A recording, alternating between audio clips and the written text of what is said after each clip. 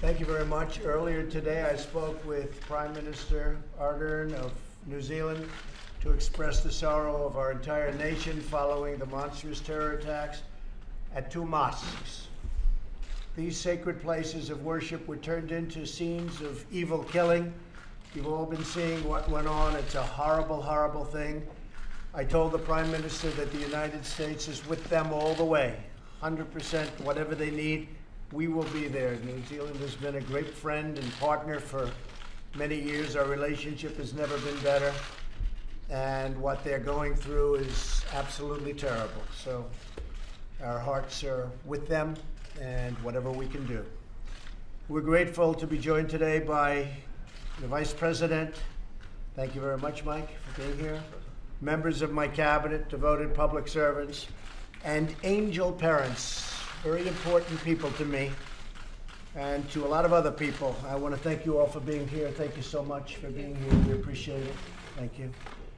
Gone through a lot. As we take action to restore our national sovereignty and defend this nation from criminal cartels, human traffickers, and drug smugglers, crime of all kinds coming through our southern border and other places. But this is the place. This is the place we have the biggest problem by far. And I want to also compliment the incredible people at Border Patrol and ICE and law enforcement for the job they've done.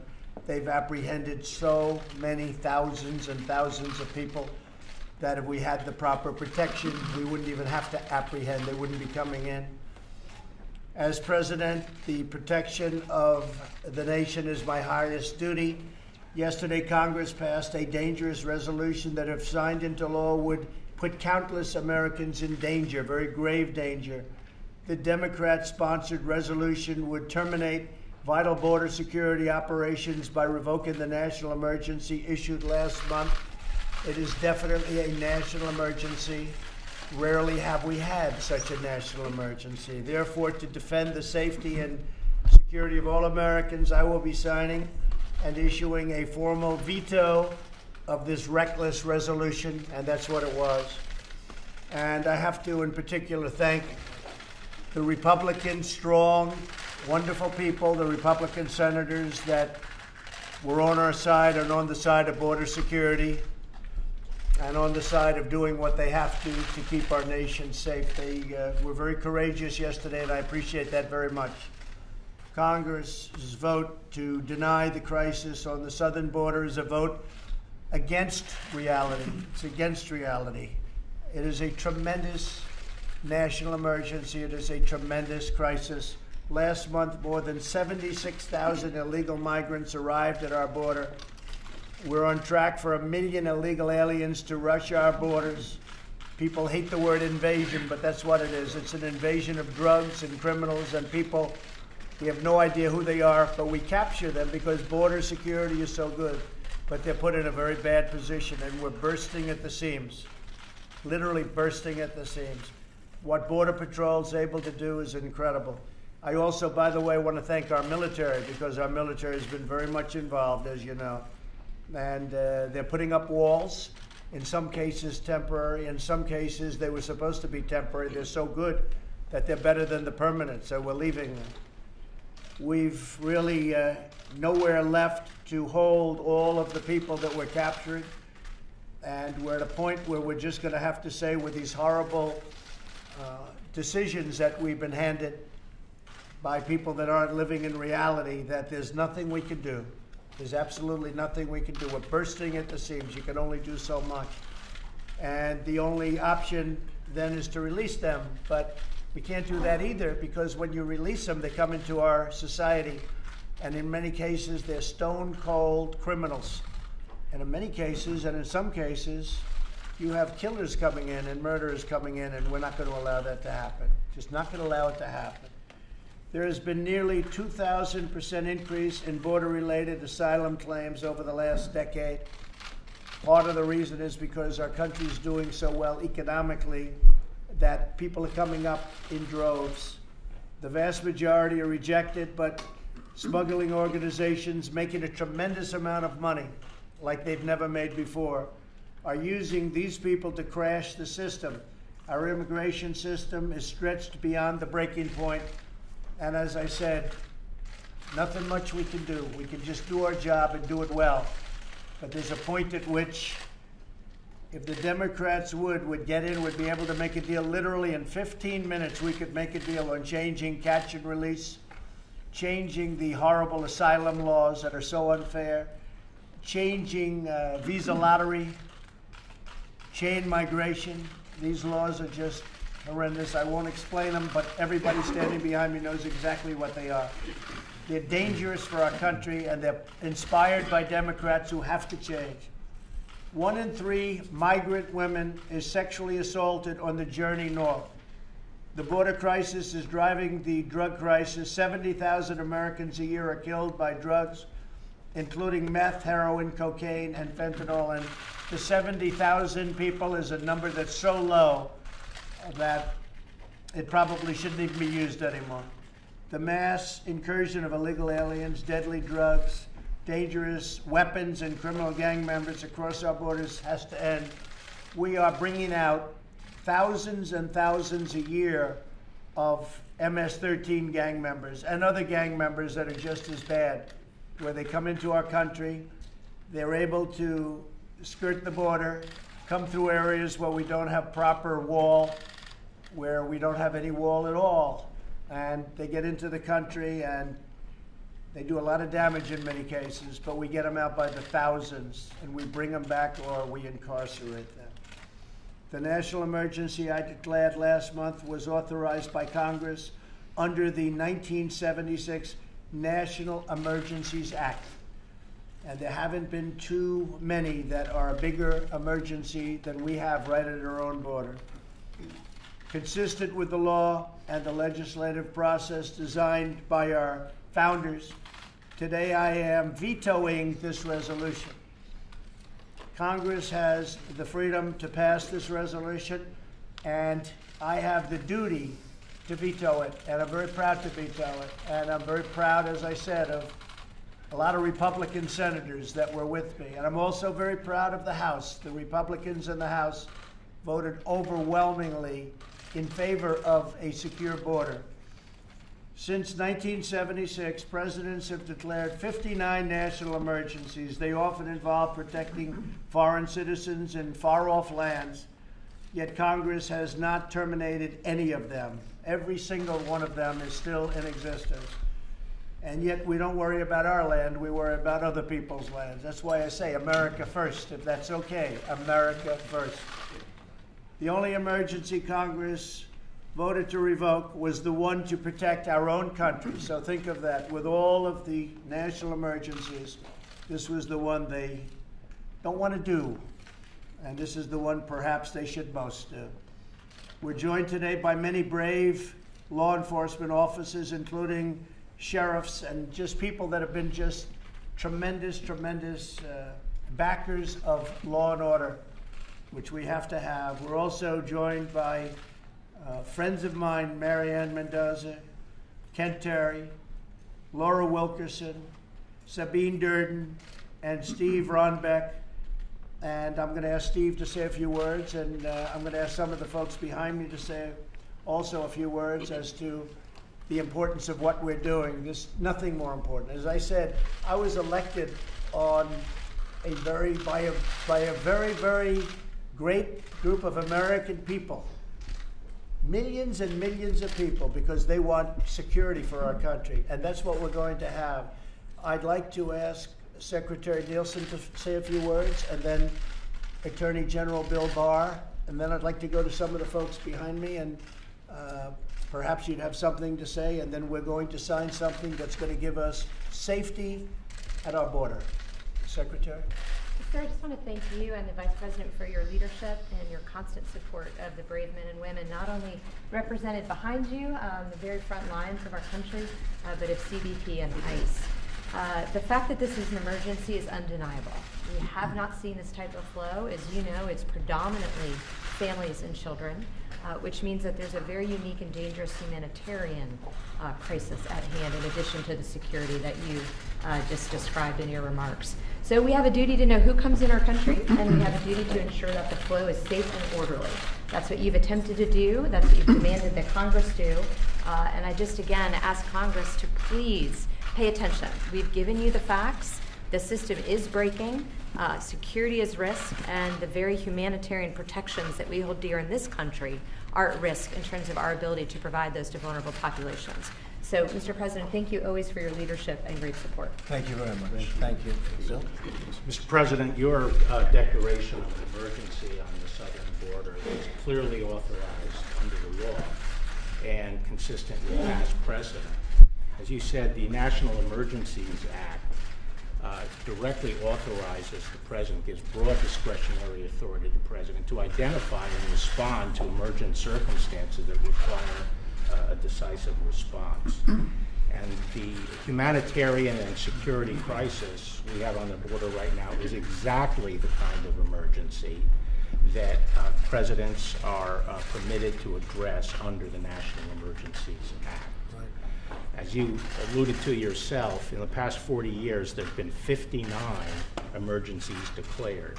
And many of these have dealt with political conditions in countries like Burundi, Sierra Leone, Belarus. The crisis that we're dealing with today is right on our doorstep, and it presents a real, clear, and present danger to the American people. So what you've done from a legal standpoint is solidly grounded in law, and from the standpoint of protecting the American people, it's imperative. Thank you very much, Bill. That's great. Well, you'll be defending it, and you'll defend it well. I have no doubt about that. Would anybody like to say something? Why don't we start with Mike? Well, thank you, Mr. President. I don't know that I've ever been more proud to be standing next to your desk than I am today. To be standing with these courageous Americans and with these extraordinary angel parents. We have a crisis on our southern border. The reality is it's not only a crisis of illegal immigration. The criminal elements are coming across our border. The flow of drugs. Now, drug overdose is the #1 cause of death for Americans under the age of 55. So the crisis on our southern border is a crisis all across this nation. Add in human trafficking and all that comes with this crisis, justify the President's declaration of a national emergency. This is affecting all of the people of the United States. And today, Mr. President, with your strong support for the men and women in law enforcement, Customs and Border Protection, Homeland Security, and with I know what is your love and your heart for these angel parents, you're keeping your word by vetoing this legislation, by finding the available resources to build the wall, address this emergency, and secure our border. And I know I speak on behalf of all gathered here, people all across this country. I say thank you for keeping your word, Mr. President. Thank you. I appreciate it.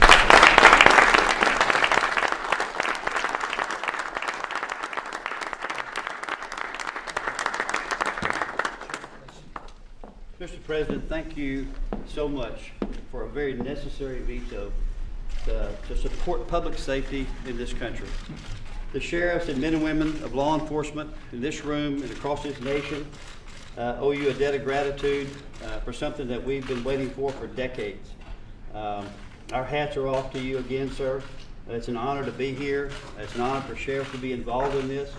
It's an honor for law enforcement as we fight the drug trade every day in this country and all the things that go along in our business and our profession from an insecure border.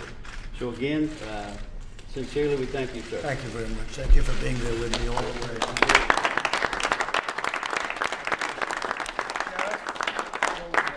Thank you. Mr. President, I can't thank you enough on behalf of America's sheriffs. As you all know, there are men and women in law enforcement across this country that are fighting a battle every single day. They are in the trenches.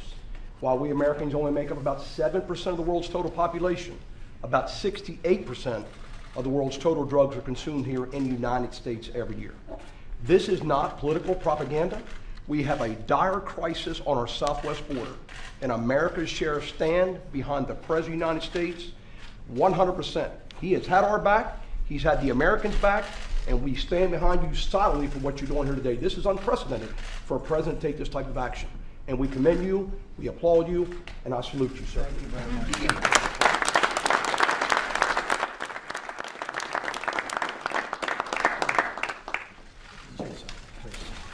What you've been through. My son was killed in 2014 by a repeat illegal alien criminal allowed to stay in this country. He was a police officer in Mesa, Arizona. And Angel families come forward to tell their stories, not because we've created a manufactured crisis, but because we want to tell the American people and share with you our heartache and let you know what is happening on our doorsteps, what's happening to your neighbors, what's happening to your fellow Americans. And there is a way to prevent this, and it's not by continually lying to you and telling you that there isn't a problem.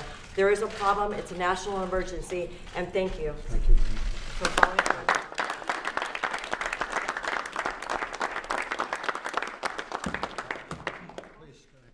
Mr. President, I echo the sentiments. Thank you for all the support. This has been something we're not used to for the last several years, to have this kind of support. This is what we say in Arizona is this isn't about immigration anymore. This is about drug trafficking and human trafficking into this country. If you care about human rights, you should absolutely care about border security. Human beings their rights are being violated on that border every day. And I know I speak on behalf of the Arizona Border Sheriffs that I challenge our congressmen and women and senators to come down and see firsthand what we're dealing with. See it for yourselves before you cast your vote. And you'll see that we are dealing with a crisis, and we're fighting every day alongside our federal partners, our local partners, sheriff's offices to take care of this. So thank you, Mr. President. Thank you. Thank you. Good job. Mr. President, I've been a sheriff for 21 years, and I've been dealing with Congress for 21 years on this issue of immigration. A lot of people have listened over 21 years, but Mr. President, you are the first person who's taken action. And you have given us back our footing in law enforcement, but you've also given the American people back what they deserve, which is to be protected. And signing this today, I can't tell you how much it means to all of us in law enforcement. But importantly, Mr. President, when I hear people say, this is all manufactured, it's all this and that, no, it's not. In my county alone, one city, we have, on average, on second shift in our hospital in Bedford, Massachusetts, 15 to 20 overdoses on second shift every day. And this is going on, that's one example that's happening all over the country. But Mr. President, you have stood up and you've taken the action. And the American people are behind you, we're behind you, and thank you and God bless you for what you're doing. Sheriff. Thank you, man. Tom Murphy? Tom? Ms. Thomas, you had a horrible ordeal that you just went through with your son. Mr. President, I'd like to tell you and tell the public that if you don't think it can happen to you or your family, I have a quick story. Yeah. I've been with the state police for over 30 years, working narcotics and gang task forces and supervised those for 22 years. My son grew up with depression issues and some mental health concerns. He's self-medicated with marijuana.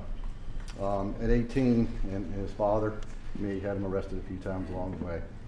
When he turned 18, he moved out the day of his birthday when he turned 18 years old because he knew Dad had rules, and one was no drugs in the house. He moved out, stayed with some friends, got a job. He had a work-related injury where he severed 4 fingers, and he was introduced to opioids. So he was battling 2 things, actually, mental illness and the opioid addiction. Afterwards, he finally came to me, and for the first time in his life, he said he needed help. We sent him to a rehab facility for only 30 days because that's what our insurance would pay for at that time. He came out of rehab, everything was fine for approximately 3 months. The craving was too much for him. He got a hold of some heroin that was laced with fentanyl, and he died on December 13th, 2017. So I'm here to say, as far as stigma goes and narcotics, and it's not going to happen to me, it's not going to happen to my family. My father's a retired minister of 45 years. My sister is in the medical field. My brother's in law enforcement. No one even smokes in our family. No one's ever been arrested. It happened to me, it happened to our family, so it can happen. That's how horrific and addictive this drug is. So anything you can do to help us and families like us is greatly appreciated. It's coming through the southern border, folks. All through the southern border. Thank you very much. Mr. President, thank you very much, sir. This is the first real step in confronting the heroin drug crisis in this country. We're going to make real strides after this. I'm the sheriff of your home of Camp David, Frederick County. Right. We suffer the same problems there, and I'm convinced without what you're doing here today, every county becomes a border county. Thank you, Mr. President. Thank you, Sheriff.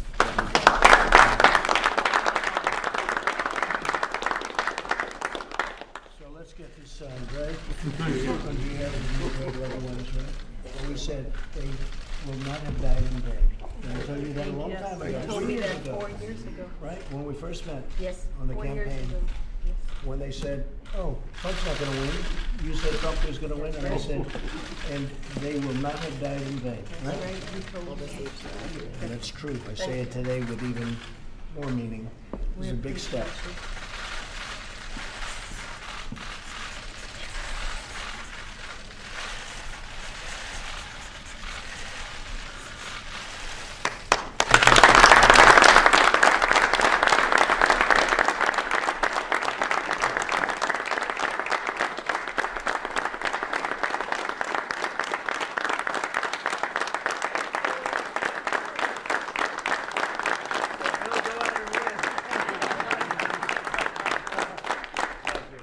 Thank you. That's a big step. We're building a lot of wall right now. It started. A lot of people are saying, "Well, gee, you took down wall and you're building new." Well, we took down wall that almost didn't exist. It was like paper, and we're replacing it with, in many cases, 30-foot bollards, and in many cases, we're replacing it with 18-foot wall. But we have many miles under construction right now, and we're going to be signing contracts over the next couple of days for literally hundreds of miles of wall.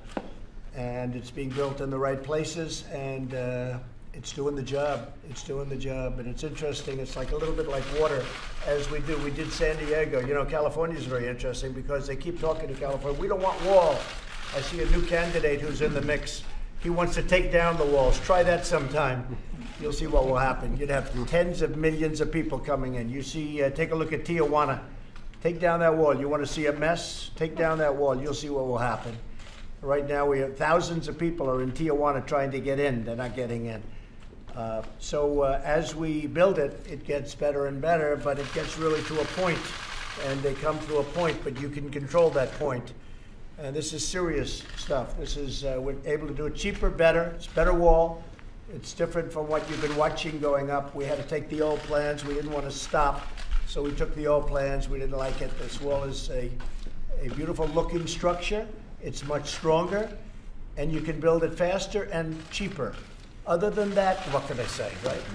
It's going to be great, and it's going to have a tremendous impact. And on top of that, I have to thank the Secretary and all the people that have worked so hard, because what you do in the Border Patrol, what you do, what those patrol agents and what the ICE folks do, and taking people out of the country that nobody wants to talk to. Even some of the sheriffs say, you know, if you can get ICE to do it, you don't mind if they do it, right, Sheriff?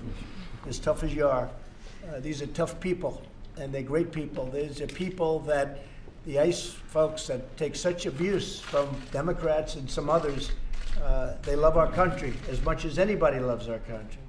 So we're building a lot of wall, and we're taking good care of our people, and we're doing, at point of entry, a tremendous amount of work. We're already in contract to buy, they make pretty incredible new equipment for drug detection, where you can find out what's in the wheel of a car, where it is, where it's in the engine, where it's in the hubcaps. I mean, we have some incredible stuff. Plus, we have also, we're getting dogs, more dogs, believe it or not.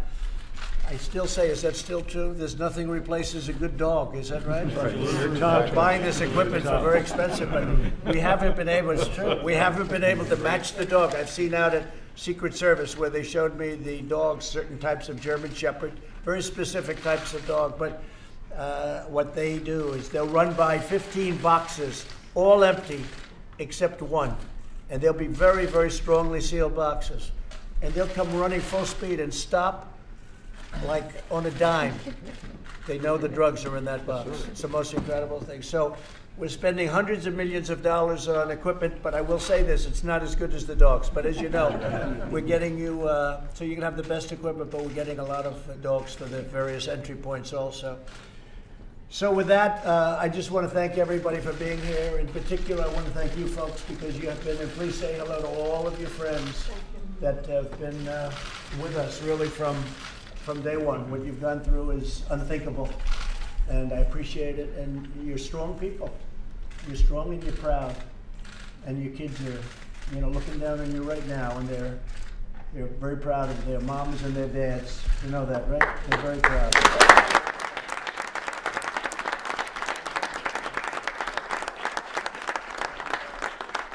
Thank you very much. And again, to those Republican senators that did what they had to do yesterday, I want to thank them. They're very special friends and very special people. And they want to see borders that are strong, where we don't allow drugs and crime and all of the problems coming into our country. Thank you all very much. Thank you. You see today white nationalism as a rising threat around the world. I don't really. I think it's a small group of people that have very, very serious problems. I guess if you look at what happened in New Zealand, perhaps that's a case. I don't know enough about it yet. They're just learning about the person and the people involved. But it's certainly a terrible thing. Terrible thing. Yes? Mr. President, for some of the Republicans who voted for this resolution say they support border security but oppose executive overreach. Do you have sympathy for their position? I do. Look, they were doing what they have to do, and look, I put no pressure on anybody. I actually said I could have gotten some of them to come along. I said, I want you to vote your heart. Do what you want to do. I'm not putting any pressure. I'll let them know when there's pressure, okay? And I told them that. So when I need your vote, I'm going to let you know. I didn't need the vote because we all knew it was going to be a veto. And they're not going to be able to override. It's going to go very quickly. And we have a great, as your Attorney General just said, the case is a very strong case, very powerful case. It was, I think, actually, national emergency was designed for a specific purpose like this. Absolutely. So we have a great case, and I think it's going very, I mean, ideally, they shouldn't even sue in this case. You want to know the truth. They shouldn't be suing on this case. But they will because they always do. We want border security. We want safety. We want no drugs. We want no human trafficking. Okay? And on just one follow-up on New Zealand, the killer in this tragic incident wrote a manifesto, apparently. Did you see that? Apparently, I did not see it. I did not see it. But I think it's a horrible event. It's a horrible thing. I saw it early in the morning when I looked at what was happening in New Zealand. I just spoke, as you know, to the Prime Minister. I think it's a horrible, disgraceful thing and a horrible act. Okay? Thank you all very much.